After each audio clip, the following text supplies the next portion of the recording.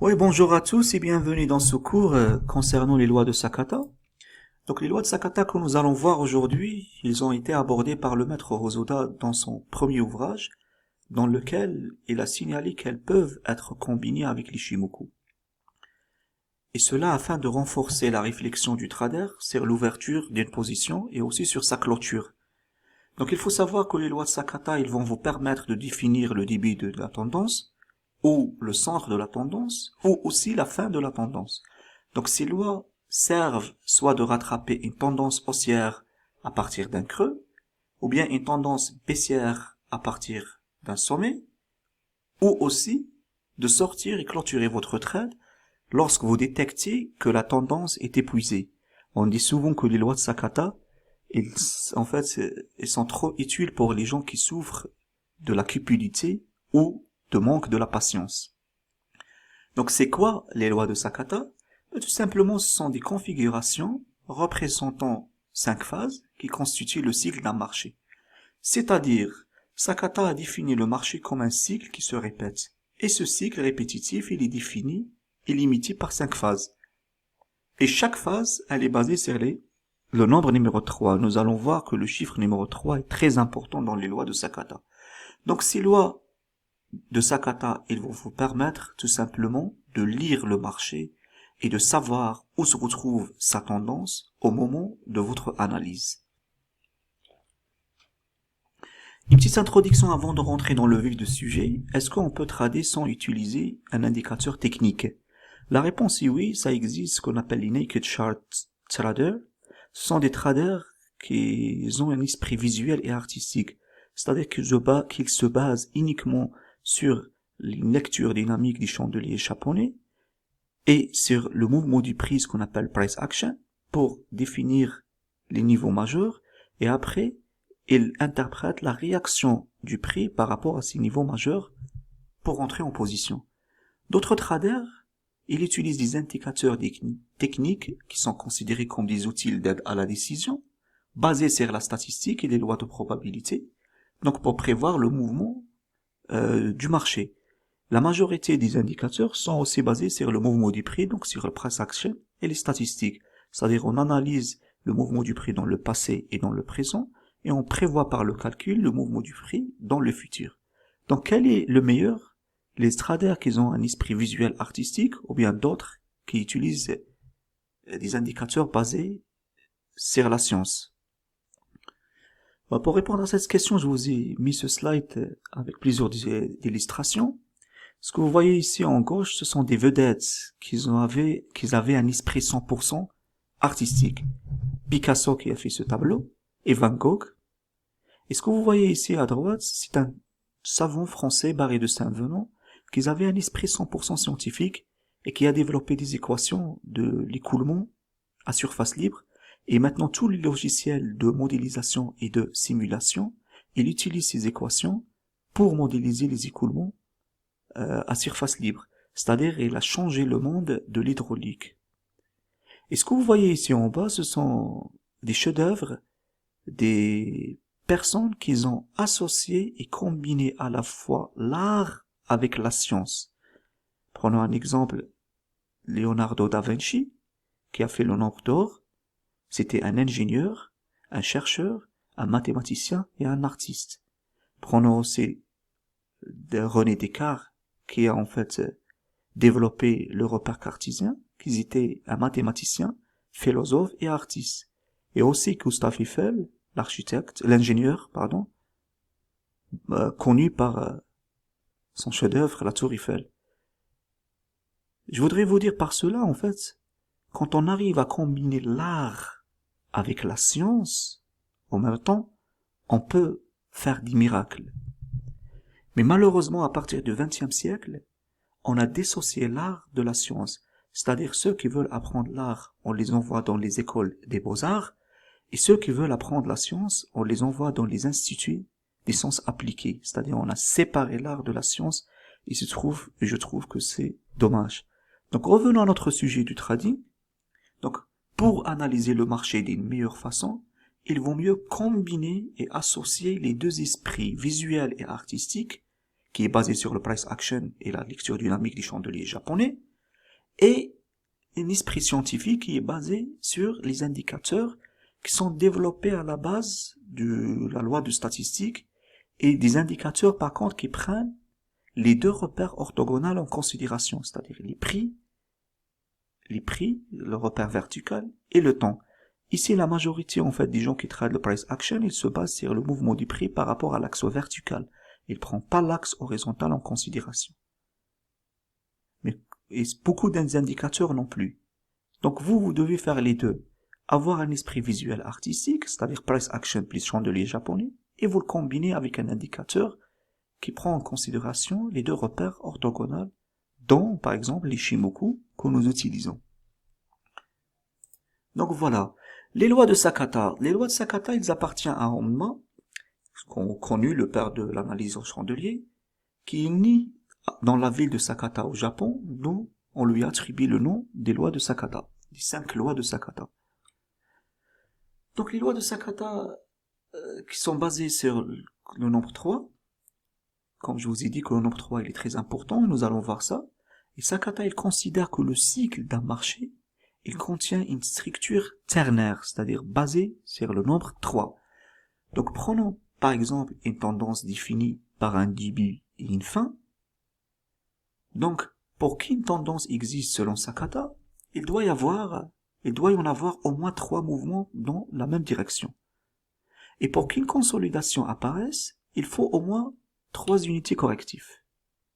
Après, ensuite, le marché rentre dans une phase de range, ou ce qu'on appelle de conflit, selon la phase des 3 montagnes que nous allons voir par la suite, et tout ça, il constitue un cycle complet d'un marché. Donc, si on prend un cycle complet d'un marché, on a une phase de 3 vagues impulsives, on a aussi des phases de 3 vagues correctives, et on a des phases de 3 montagnes. Vous voyez tous par 3. Donc tout ça est considéré comme un cycle complet d'un marché, ou bien un grand cycle du marché. Après le marché, soit il retourne, selon en fait les 5 phases, soit en fait on aura peut-être une cassure de cette phase de conflit, et il va continuer à la hausse. Dans ce cas-là, on peut dire qu'on a fait un grand cycle, au lieu d'un cycle complet. Donc les gens qui travaillent Shimoku, ils savent que ça, ce vague N, à quoi incorporer avec cette vague N, c'est-à-dire 1, 2, 3, 4, 5, on l'appelle Sandan. Et les Héliotis, les vagues d'Hélios, c'est pareil, donc pour Héliot, selon lui, donc le marché, la tendance, elle fait 3 vagues d'impulsion avec 2 corrections, donc 1, 2, 3, 4, 5.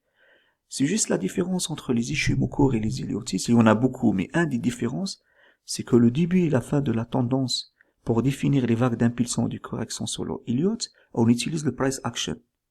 Par contre, selon les Shimoku, on utilise les lignes tout simplement des Shimoku pour définir les vagues d'impulsion et les vagues de correction. Soit les Kinkuyu, soit SSB, SSA, ou bien tout simplement une Tenkan, ou bien une lagging span pour tracer les vagues. Donc nous allons voir en fait ces vagues et ces lois un par un, les 5. Donc première loi c'est la senpai. Tout simplement la senpai, ce qu'on appelle la vague d'impulsion, ce sont les 3 vagues ici qui constituent le marché dans une tendance haussière, dans la même direction de la tendance. Et la première indique le début de la tendance, la deuxième le centre de la tendance, et la troisième elle indique la dernière vague d'impulsion du marché. Supposons ici je trouve une Sanyaku, ici, Kuzen, pour acheter avec les 5 piliers de la Sanyaku. Donc si je veux rentrer, est-ce que ça vaut le coup d'aller chercher en fait le niveau le plus haut, par exemple E de la théorie de Target, ou bien juste le niveau en fait de la théorie de Target, le premier? Ben, tout simplement je regarde le début de la tendance, je vois que j'ai fait échapper une senpai, j'ai fait aussi la deuxième senpai qui définit en fait le centre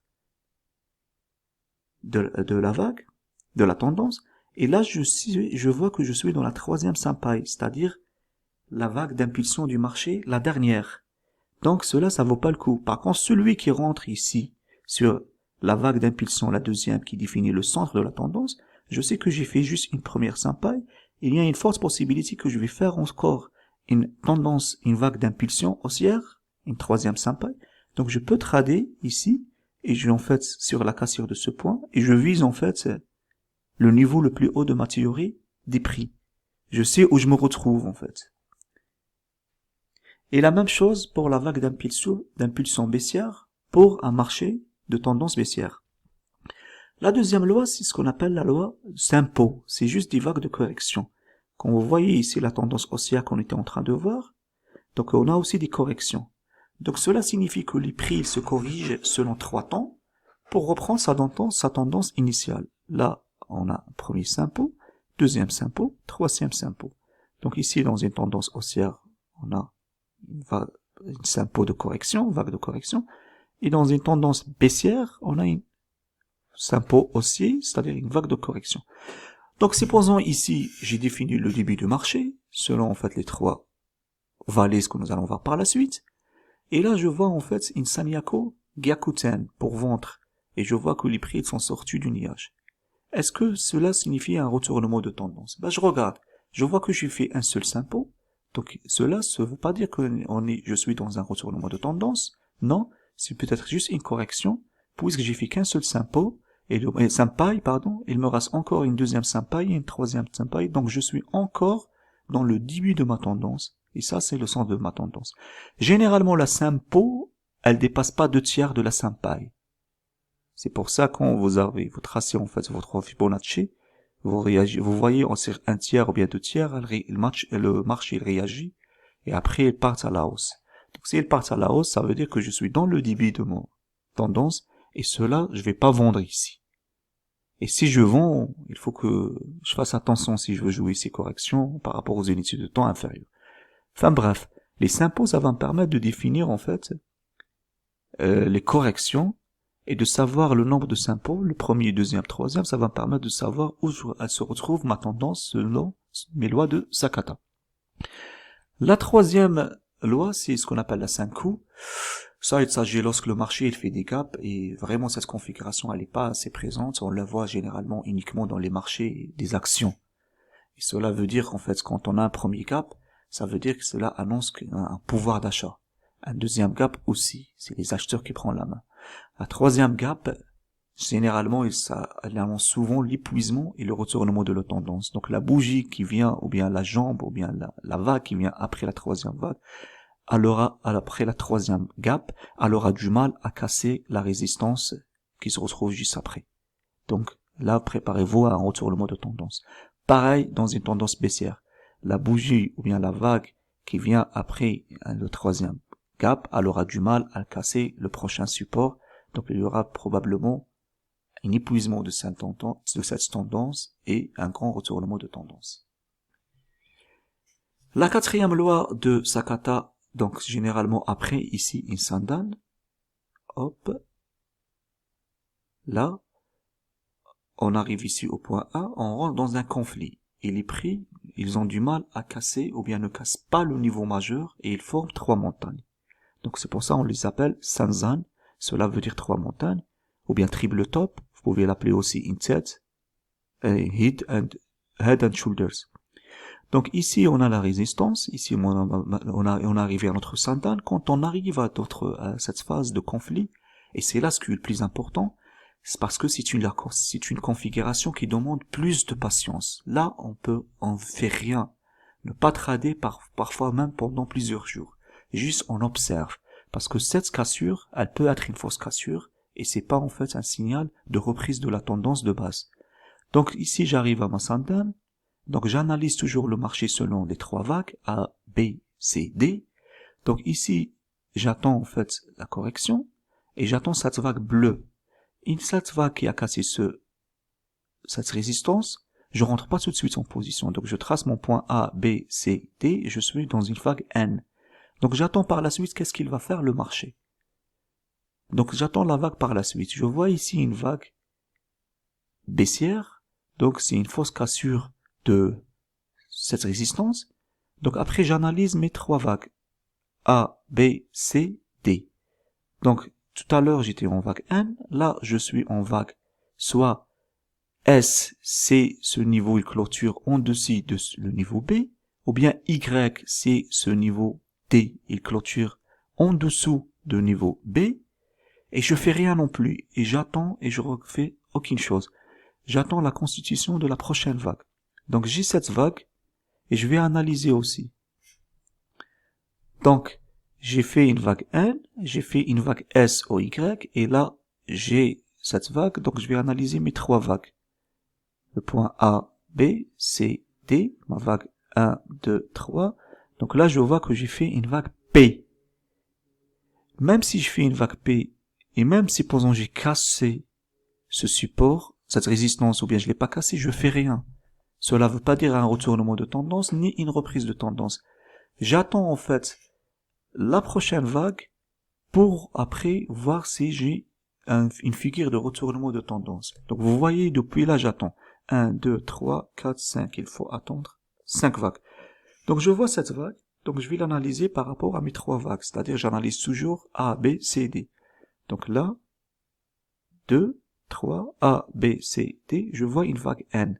Généralement quand on voit une figure N, S ou bien Y, P et N, ça c'est une figure de retournement de tendance et là je peux dire que la tendance elle est baissière et j'ai un retournement de tendance et en fait j'annonce la fin de mon cycle haussier ici dans ce point.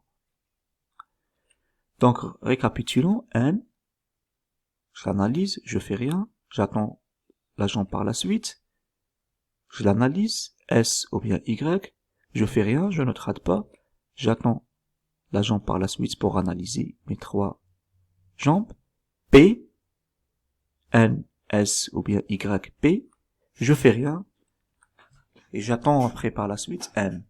Donc en récapitulant, après, ici, je peux signaler NSPN ou NYSN, je peux en fait définir cette vague comme une vague centrale, et cette vague comme la vague de base, et là je signale en fait le retournement de la tendance ou bien une tendance baissière.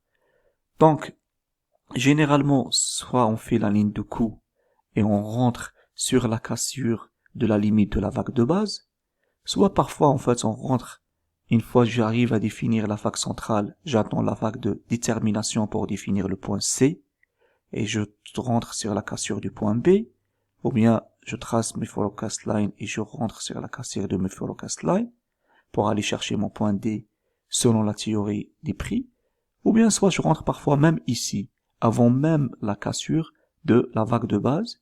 Si ma vague, par exemple, centrale, elle clôture ici, dans la vague de base, mais si j'aurais une Sanyaku Gyakuten, et j'ai les figures NSP, même si j'ai pas N en fait, j'ai juste un autre P, ou bien NSY, et j'ai pas N, j'ai ici une autre figure, avec une Sanyaku Gyakuten, donc je prends les lignes d'Ishimoku, je peux rentrer en vente. Et nous allons voir ça par la suite.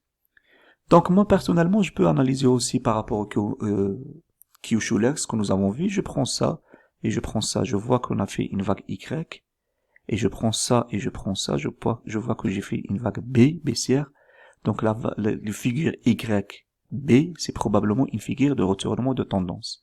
Et là, je signale mon retournement de tendance. La même chose par rapport à la cinquième loi Sensen, les trois vallées, ou bien trois rivières, ou bien trois bottoms, c'est juste pareil que Sen-Zan, c'est juste à l'envers. Donc ici, j'ai ma vague N, S, P, et après N. Donc là, je signale le retournement de tendance vers une tendance haussière. Cela, c'est ma vague centrale. Ça, c'est ma vague de base. Donc j'attends la constitution du point C pour entrer. Comment définir le point C? Généralement, en fait, quand on a une consolidation, bien une correction, on va aller chercher une de ligne de l'Ishimoku. On la reteste et on part après par la suite à la hausse à nouveau. Donc soit on trace les forecast lines par rapport à la Chikou et le point B et on rentre, soit on rentre une fois le point C il est défini s'il reteste un niveau de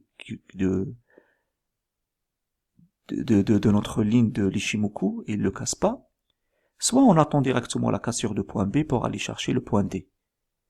Parfois la vague centrale, en fait, elle clôture dans la vague de base. On peut aussi la trader une fois les limites de la vague centrale ils sont cassées, c'est-à-dire la vague centrale, le point AB. Quand la limite de la vague centrale elle est cassée, le point B, là je peux en fait la trader. Mais ici, si le point B, il est au-dessus de la vague de base, je peux en fait, il suffit juste d'aller chercher mon point C et je rentre avant même la cassure du point B. Donc, voici le cycle complet des lois de Sakata. Je vous invite à faire des exercices et vous allez constater vraiment qu'aucun marché ne peut s'échapper à ce cycle. Ici, par exemple, j'ai ma Sandan. Donc, ici, je définis la vague centrale. Ici, la vague de base. Donc, A, B, C. Et après, je rentre, si le point B est clôture au-dessus du point B de la vague de base, je rentre directement sur le point C, ou bien j'attends la cassure du point B pour aller chercher mon point D. Après, je rentre dans une période, ou bien dans une phase de conflit, dans lequel on a du mal à casser la résistance. Je fais attention à ma fausse cassure, donc je rentre pas tout de suite ici.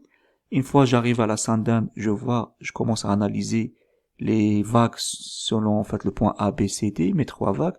J'attends un signal de retournement, une figure de retournement de tendance, N, S, P, N, ou bien N, Y, S, N, N, S, P, N, ou bien N, Y, P, N. Et après, je définis en fait la vague de base. Une fois la vague de base elle est définie, après je confirme la tendance avec la vague centrale, donc la correction, et je rentre en position. Je vais chercher mon point D. J'ai fait ma Sandan, maintenant je fais rien. J'attends le marché comment il va réagir par rapport à ce support. Généralement 3 fois. Il n'arrive pas à le casser et ainsi de suite. Ce point il devient ici et ce point il devient ici. Et je suis en train de faire en fait un cycle fermé dans lequel je reviens chaque chose. Dans chaque cas, je reviens à la même situation. Ici, je vous ai mis des gaps juste pour vous montrer qu'on peut voir des 5 coups dans les marchés des actions. Donc faites s'il vous plaît des exercices, essayez de vous exercer, c'est pas parfois évident théoriquement, mais vraiment vous devez vous lire et lire jusqu'à l'évidence, et vous allez vraiment constater qu'aucun marché, comme je vous ai dit, ne peut s'échapper à ce cycle de Sakata. Donc ici, ce que nous avons signalé le vendredi dernier, donc on voit bien que les lois de Sakata sur le gold, on a tracé en fait les vagues selon le Kinkuyu. C'était selon juste la ligne de la Tenkan ici. Donc on voit ici les trois vallées, on voit un Sansan, c'est-à-dire trois vallées plus les figures N, S, P. Donc ce que j'attends maintenant N, je dois juste attendre la figure 1 pour signaler un signal de retournement de tendance, c'est-à-dire je vois bien que la vague centrale elle a clôturé dans la vague de base, donc j'attends pas en fait ce qu'on appelle la ligne de coup. Je peux rentrer une fois je définis le point C. Pour certaines personnes, ils ont vu que le point C, il est parti retester la SSP, la Kijumi l'a pas cassé, donc ils valident ce point C. D'autres, ils attendent la cassure du point B. Ce que j'ai fait moi-même, j'ai attendu la cassure du point B. D'ailleurs, il y avait une Hankabe. Donc, la Hankabe, elle a cassé le point B. Soit vous attendez la bougie après la Hankabe pour rentrer en position, soit vous rentrez directement après la cassure de ce point B. Et vous pouvez renforcer votre trade une fois la vague de base, le point B, il est cassé. C'est-à-dire la ligne de coup. Et là, vous allez chercher soit le point N, soit le point E, selon les forecast lines et aussi selon votre théorie de temps. Donc il y avait beaucoup des abonnés de la Shizen Family qui ont signalé ces lois de Sakata. On les voit bien. Il y avait des personnes qui attendaient la clôture de la vague de base pour reprendre pour prendre leur position. D'autres ils ont pris à partir de point C, comme Samuel. D'autres comme moi, je pense Fatui et Ragnar, qui ont attendu en fait la cassure du point B pour rentrer en position.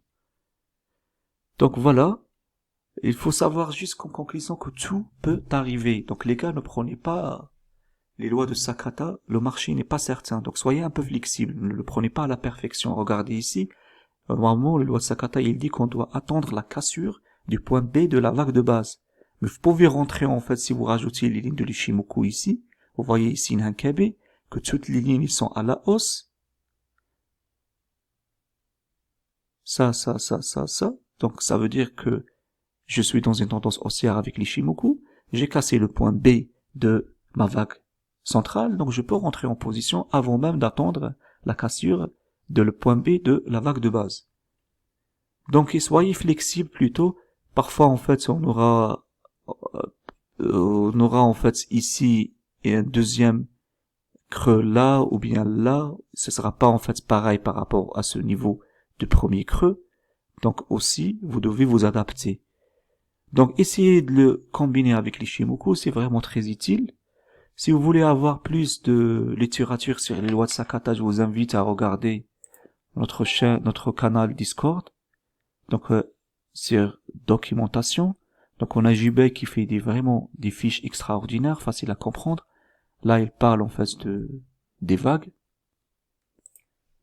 Sinon venez ici, j'ai vu aussi que Alexandre il a récapitulé d'une façon agréable les lois de Sakata. Que vous pouvez en fait la lire et les appliquer jusqu'à l'évidence. Donc vous voyez la Sensan, il explique la Sensan, la Senku, le Senpai et le marché. Donc d'une façon vraiment récapitulative, facile à comprendre. Voilà, si vous avez des questions, n'hésitez pas à me faire parvenir. Et n'hésitez pas aussi de s'abonner à notre chaîne Discord et Telegram.